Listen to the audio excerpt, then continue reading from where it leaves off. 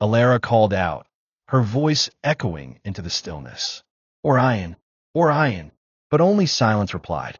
The glade was empty, the arch still humming faintly with power. Panic bloomed in her chest. Orion would never leave her, unless something had taken him. She stood, brushing off dirt and fear. The world around her seemed different now. The colors were deeper, the air heavier. The forest looked the same, yet every tree seemed to watch her. She was still in the same place, but not. The forest of echoes had shifted her into another realm. Determined to find her friend, Alara retraced her steps, calling his name with every breath. Hours turned into days.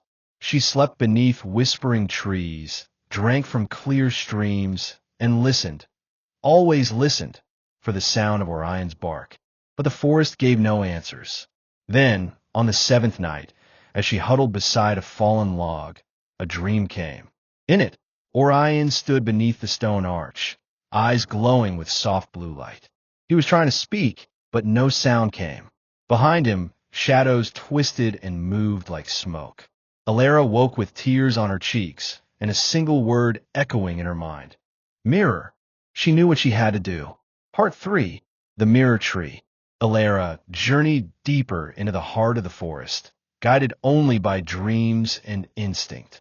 Days blurred together, but she did not give up. Along the way, she met strange beings, silent deer with silver antlers, glowing moths that danced in patterns, and once, a woman woven of leaves who offered her a berry that showed forgotten memories. At last, she found it, the Mirror Tree. It stood alone in a sunless grove, its bark smooth and black as obsidian. Its surface reflected not her appearance, but her fears, her hopes, and her past.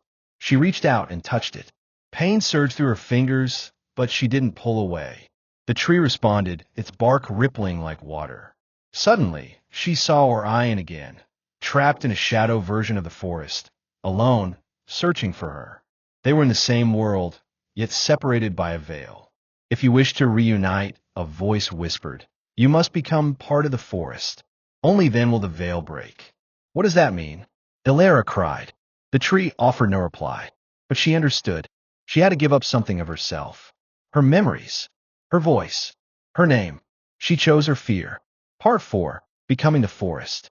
Alara stood tall and breathed deeply. I'm not afraid anymore, she said. And the forest answered. Vines coiled gently around her wrists, not to bind, but to lead. The forest accepted her gift, and the veil between the worlds began to crack. Light poured through the Mirror Tree, and Alara was lifted off the ground. She fell, through trees, through stars, through silence, and landed in Orion's world. Part 5. The Reunion.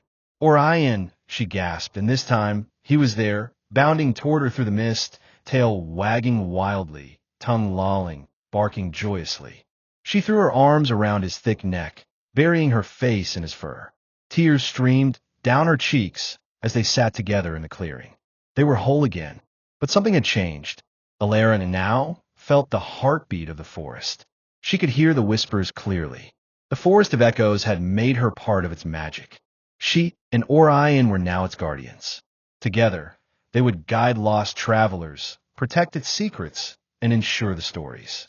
Back in the village, people still speak of Alara and Orion. Some say they vanished forever. Others believe they became spirits of the woods. But children claim that if you wander too far and lose your way, a girl with fiery hair and a great silver dog will find you. And you'll be safe, because the forest of echoes remembers. And so does she.